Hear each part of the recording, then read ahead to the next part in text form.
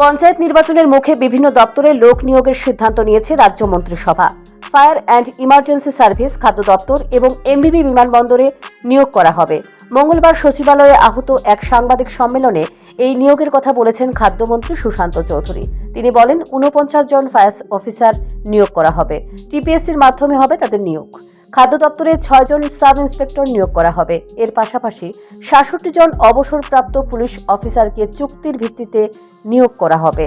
তাদেরকে সাবরুমের চেকপোস্টে, নিশ্চিন্তপুর চেকপোস্টে এবং এমবিবি বিমানবন্দরে নিয়োগ করা হবে।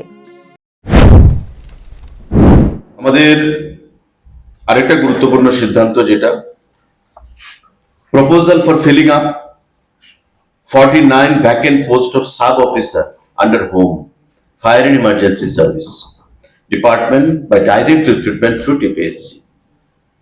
আমাদের অগ্নি নির্বাপক যে দপ্তর ফায়ার সার্ভিস, সেই দপ্তরে 49 জন পোস্ট অফ সাব অফিসার নিয়োগ করা হবে এবং সেটাও আমাদের টিপিএসসির মাধ্যমে, ত্রিপুরা পাবলিক সার্ভিস কমিশনের মাধ্যমে করা হবে।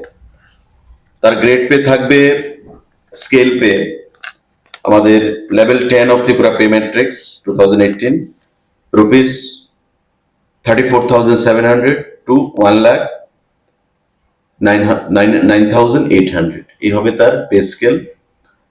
এবং পোস্টের নাম হচ্ছে সাব অফিসার। যা রিকুইজিট যে qualification educational, graduate in science from recognised university and preferably passed the basic firefighting course of at least 3 months duration from any government recognized college. BE or BTech from an university, or fire engineering from NFSC Nagpur or equivalent. Graduate in any discipline from recognized university and passed the 6 months elementary firefighting course from a state fire training institution.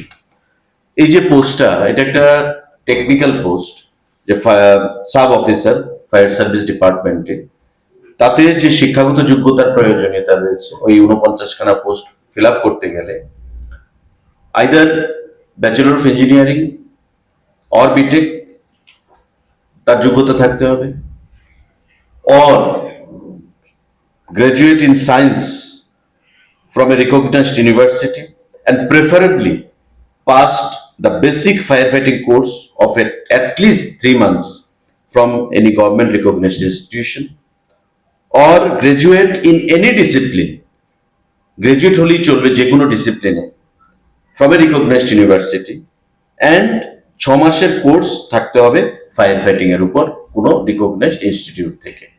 এই 3টা category তার শিক্ষাগত যোগ্যতা। 49 খানা post, যেটা পরীক্ষার মাধ্যমে আমাদের প্রদান করা হবে। আমাদের যে রিক্রুটমেন্ট পলিসি বা রুলস রয়েছে, তাতে করে এই 49 খানা পোস্ট সিদ্ধান্ত হয়েছে ক্যাবিনেট মিটিংয়ে সেটা ফিল আপ করার under fire service, fire and emergency service, government of Tripura. সাংবাদিক বন্ধুরা, রাজ্যে শিক্ষিত বেকার যুবক যুবতীরা কাজের জন্য হন্যে হয়ে ঘুরছেন। সরকার সব বেকারদের চাকরির ব্যবস্থা করতে পারছেন না। বিভিন্ন দপ্তরে বেকার যুবক যুবতীরা পরীক্ষা দিয়েও বছরের পর বছর অপেক্ষা করে চাকরি পাচ্ছে না। বেকার জীবন একজন যুবক যুবতীর জন্য কতটা দুর্বিষহ তা কেবল যারা চাকরি পাচ্ছেন না তারাই ভালো বুঝবেন। তাদেরকে চাকরি না দিয়ে চেকপোস্টে বৃদ্ধ পুলিশ অফিসারদের নিয়োগ করা কতটা যুক্তিযুক্ত হচ্ছে, এ নিয়ে প্রশ্ন উঠেছে। রাজ্যে বহু বেকার যুবক যুবতী রয়েছেন যাদের বয়স 40 অতিক্রান্ত হয়ে গেছে। তাদের পক্ষে আর সরকারি চাকরি পাওয়া সম্ভব হবে না। শাসক দলের ছত্রছায়া ঘোরাফেরা করছেন এমন বহু বেকার রয়েছেন যাদের চাকরির বয়স পেরিয়ে গেছে।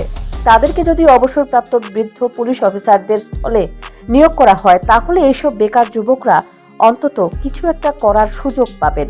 আর যারা প্রাক্তন পুলিশ অফিসার, তারা মোটা অঙ্কের মাইনা পাচ্ছেন পেনশন হিসেবে। বৃদ্ধদের কর্মক্ষমতাও নেই।